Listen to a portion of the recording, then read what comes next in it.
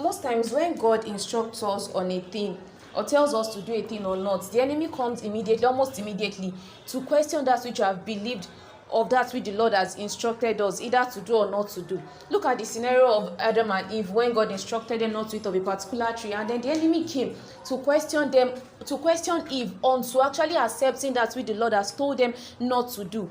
So it is a very, very tricky situation when the Lord has spoken to you, and then you are, after you have received the word in the place of prayer, in the place of fellowship with God, and in his communications to you, the enemy comes. It may come in form of your thoughts, when you are thinking and you're like, should I do this, should I? You already receive what God has said. And then sometimes it may come in form of good counsel, of which this is not what God has said. God has said go this path, and then good counsels come and give you facts and reasons why you should follow a particular path that the Lord is saying you should not go. It is wisdom, and in God's mercy, good for us to be able to discern that this that is coming from such a person, from such a person, is from the enemy. Is the enemy trying to school you outside of what God has warned you against, outside of what God has instructed you about?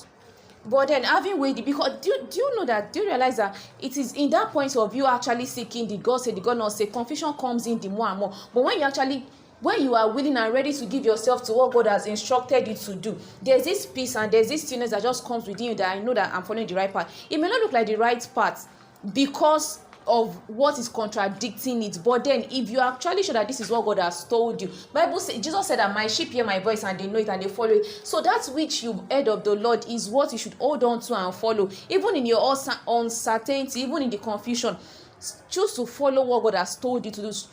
Choose to stay in the instruction and obedience to which God has given to you, that God has instructed you to do.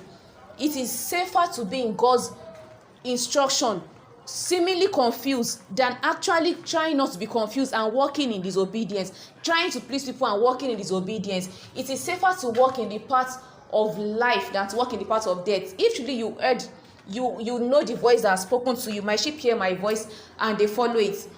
So my sheep hear my voice and they follow me and they know me. So this Bible story is what I'll leave. John chapter 10 and verse 20 says, my sheep hear my voice and I know them and they follow me.